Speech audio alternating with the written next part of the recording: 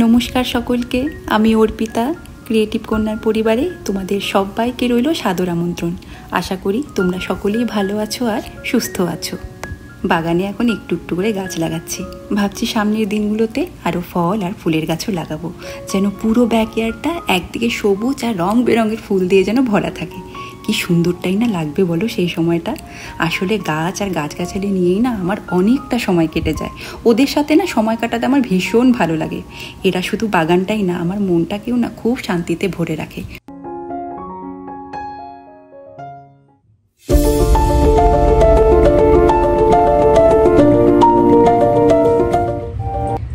নমস্কার বন্ধুরা, কেমন আছো সবাই? ক্রিয়েটিভ কন্যার পরিবারে তোমাদের সকলকে রইল সাদর আমন্ত্রণ। আশা করি তোমরা সকলেই ভালো আছো আর সুস্থ আছো। রোহিত কিছুদিনের জন্য ইন্ডিয়াতে গিয়েছিল। ও মা বাবাকে তো আমার শ্বশুর শাশুড়ি তো এসেছিল, তোমরা জানো। তো শ্বশুর শাশুড়িকে ছাড়তেও গেছে, আর ওখানে কিছু কাজও ছিল, তো করে ওই কিছুদিন আগেই রোহিত ফিরেছে ইউএসএতে। আমাদের ফেস্টিভ্যালগুলো যখন আসে আমার ইচ্ছে করে যে পুরো রাত ভরে আমি দিয়া তেল ঢেলে দেবো, দিয়া জ্বলতে থাকবে। কিন্তু কত সময় দিয়াগুলো যেগুলো নিয়ে এসেছি না, মানে বেশিরভাগ টাইমে কি হয়, ওই 1-2 ঘন্টা জ্বলার পরে নিভে যায়। তো শাশুড়ি মা ওটা দেখার পরে বললো যে মৌ, যখন আমরা চলে যাব ইন্ডিয়াতে, আমি তোমার জন্য পেতলের প্রদীপ পাঠাবো, আর বেশ বড় সাইজেরই পাঠাবো, যাতে তোমার সুবিধাও হয় আর যাতে আগুন লাগারও যাতে ভয় না লাগে। অনেক সময় কি হয় কিনা, তেলও দেখবে চুয়ে চুয়ে কিন্তু পড়তে থাকে, বলে সেটারও ভয় থাকবে না। তো আমি ঋতুলের হাতে, মানে রোহিতের হাতে আমি পাঠিয়ে দেবো। তো ওই মা পাঠিয়েছে, শাশুড়ি মা, পেতলের প্রদীপ এই যে একটা। তাই ভাবলাম যখন পুজো হয়ে গেছে এই ফাঁকে তোমাদেরকে দেখিয়ে দিই, কারণ এরপরে তো আর পুজোর আসন এখানে ধরতে পারবো না। ভাবলাম যে এখনই তোমাদেরকে দেখাই। দেখো, এরকম একটা গণেশজি আঁকানো একটা প্লেট, আর এই যে একটা দিয়া।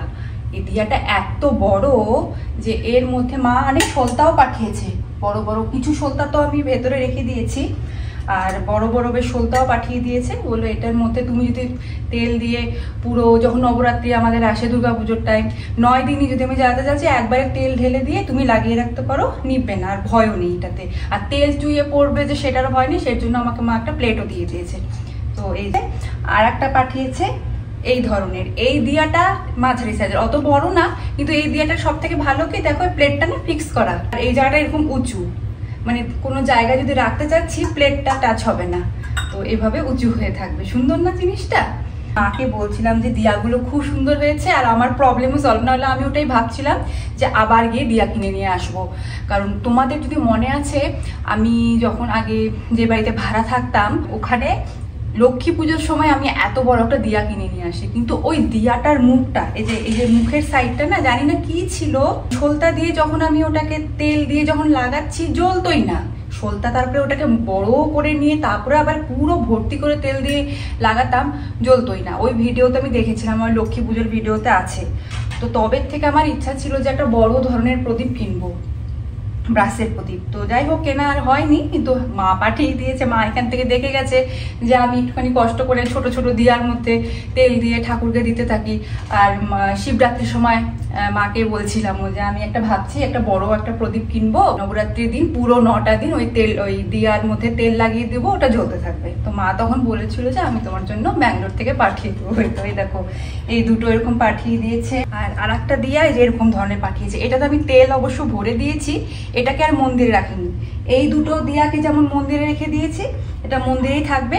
এটাকে আমি রেখেছি আমাদের লিভিং রুমটা যেটা আছে না, লিভিং রুমের যে টেবিলটা আছে, ওই টেবিলের উপরে রেখেছি এটাকে।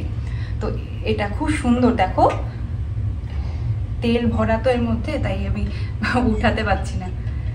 এই যে এরকম কাঁচ হচ্ছে, আর কাঁচের এই সাইডটা পুরো শেপ দেওয়া কাটা, আর এইভাবে ল্যাম্প আমাদের যেরকম হয় না, ঠিক ল্যাম্পের মতন বানিয়েছে।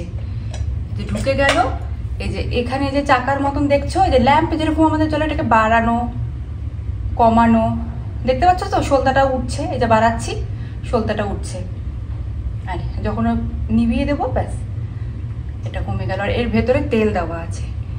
এইটা এত সুন্দর লেগেছে, আমি যে বা এই দিয়াটা তো দারুণ এটা। আর মানে একদম আমাদের আগে যখন আমরা ল্যাম্প ব্যবহার করতাম, লণ্ঠন যখন ব্যবহার করতাম, তখন তো এটাই কাজ ছিল না। সন্ধ্যাবেলার দিকে লণ্ঠন ল্যাম্প সাফ করে, চিমনি সাফ করে, তেল ভরে তারপরে রাতের বেলার জন্য সেটাকে তৈরি করে রাখা। তো এর মধ্যে তো অলরেডি আমি তেল ভরে রেখেছি।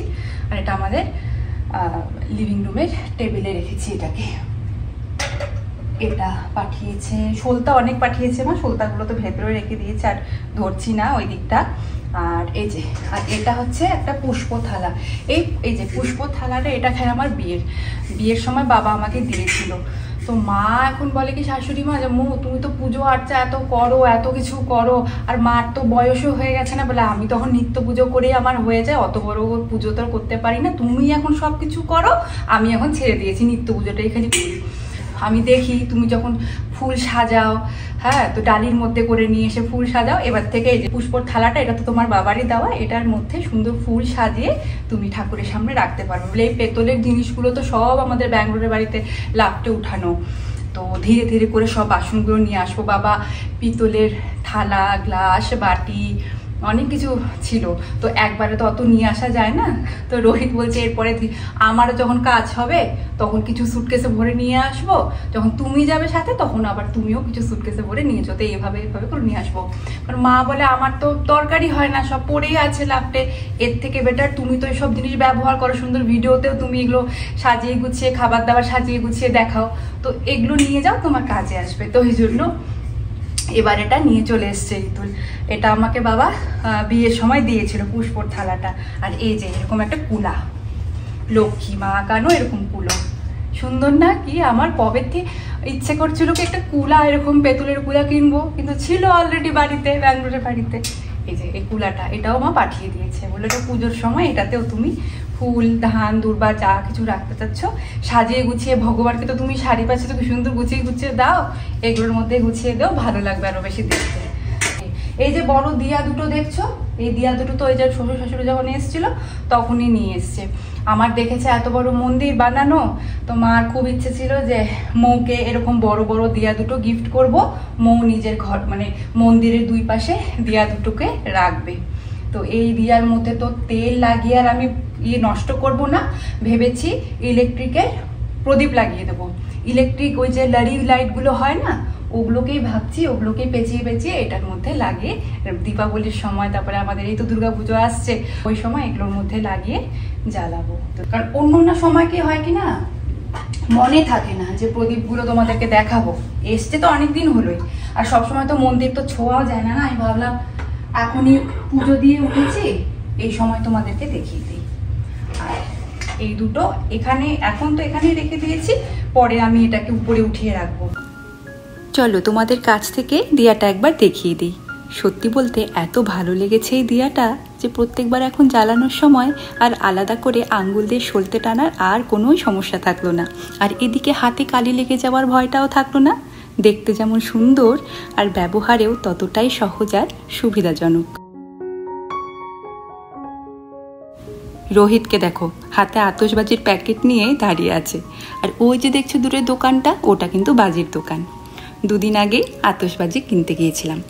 আসলে আর মাত্র দুদিন পরই আমেরিকার ইন্ডিপেন্ডেন্স ডে, আর সেই সঙ্গে আমাদের বাড়ি কেনারও 1 বছর পূর্ণ হচ্ছে। ভাবলাম এই বছরটা একটু স্পেশালভাবে সেলিব্রেট করি, আর মন ভরে এবার আতশবাজি ফাটাবো। এখানে ইন্ডিপেন্ডেন্স ডের আগে 2 সপ্তাহ আগের থেকেই না রাস্তার ধারে আতশবাজির দোকান কিন্তু বসে গিয়েছিল, আর কি ভিড় প্রত্যেকটা দোকানে। আমরা যেখান থেকে কিনলাম সেই দোকানটা একেবারেই আমাদের বাড়ির কাছে। দোকান অবধি যাওয়ার রাস্তাটা এত সুন্দর করে সাজানো যাতে সবাই সহজে দোকান খুঁজে পায়। সত্যি বলতে প্রায় 10 বছর পর কিন্তু এভাবে একটা বড় প্যাকেটের বাজি কিনলাম। আগে যেখানে থাকতাম সেখানে শব্দবাজি ফাটানো পুরোপুরিভাবে নিষিদ্ধ ছিল, আর কেউ ফাটাতও না। কেবল টুকটাক ওই তারাবাতি বা ফুলঝুরি, তাও আবার নিয়মের মধ্যে থেকে। তখন তো ভয়ও লাগতো, বেশি ধোয়া হলো কিনা, কেউ দেখে ফেললো কিনা, এই সব চক্করে বাজি ফাটাতামই না। কিন্তু এখন এই নতুন শহরে নিয়ম আছে বাজি ফাটানোর। আর এখানে ইন্ডিপেন্ডেন্স ডেতে মানুষরা না খুব আনন্দ আর জাঁক জমকের সাথে উদযাপন করে। শহরের মেয়রের দিক থেকেও একটা বড় জায়গা ঠিক করে দেওয়া হয়, সেখানেও খোলা আকাশের নিচে আতশবাজির শো হয়, সবাই দেখতে যায় মিলেমিশে। এই বছর আমরাও ঠিক করেছি মন ভরে বাজি ফাটাবো, একটু বেশি করেই আনন্দ করব। আর এইভাবেই একসাথে পালন করব আমাদের বাড়ির 1 বছরের এক ছোট্ট অথচ স্পেশাল জন্মদিন। সন্ধেবেলার জন্য স্ন্যাক্স তৈরি করে নিয়েছি, গরম গরম চিকেন উইংস আর তার সাথে ব্রেড ক্রামসে মোড়ানো প্রন। রান্না করতে খুব একটা না বেশি সময় লাগেনি। আর দুপুরেই রাতের রান্নাটা না করে রেখে দিয়েছিলাম, জিরা রাইস আর বাটার চিকেন, যাতে সন্ধেবেলা তাড়াহুড়ো না লাগে আমাদের। এই সন্ধ্যের সময়টা যাতে আরাম করে আমরা গল্প আর আড্ডা দিতে পারি, তাই কিছু ক্যান্ডেল আর এইখানে ল্যাম্পটাকেও লাগিয়ে দিলাম। এই নীল রঙের যে বড় মোমবাতিটা দেখছো, এর মধ্যে কিন্তু ইউক্যালিপটাসের কিন্তু অয়েল মেশানো আছে, যাতে মশারা কাছে না আসে। শুনছো তোমরা বাইরে কিভাবে বাজি ফাটানোর আওয়াজ আসছে? সত্যি বলতে আমরা তো একেবারেই অবাক হয়ে গিয়েছিলাম যে এখানের লোকেরাও এভাবে বাজি ফাটায়। তার মানে আজকে সন্ধ্যেটা তো যেন একেবারে আমাদের দেশের দীপাবলির মতন মনে হচ্ছে। আর সেই আমার দিনহাটা টাউনের রাস্তা, পাড়ার ভিড়, বাজির আওয়াজ সব মনে পড়িয়ে দিল। আমাদের এই ছোট্ট পাড়াটা আজকে একদিনের জন্য একেবারে মিনি ইন্ডিয়া হয়ে গেছে। তোমরা শুধু শোনো কেমন বাজির আওয়াজটা ফাটছে একেবারে।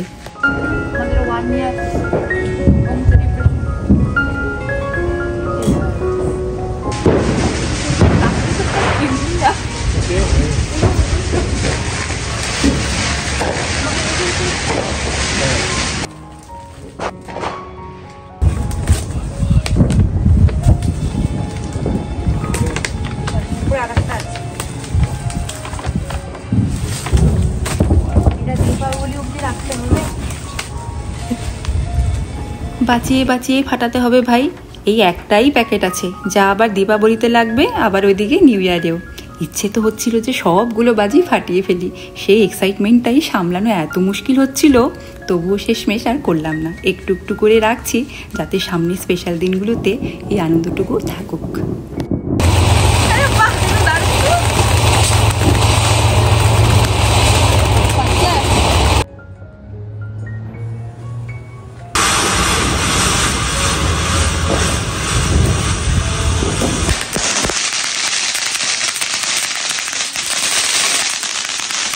এখনকার মতন আমাদের বাজি ফাটানো শেষ, আর বাকি বাজিগুলো সব যত করে রেখে দিচ্ছি সামনের স্পেশাল দিনগুলোর জন্য।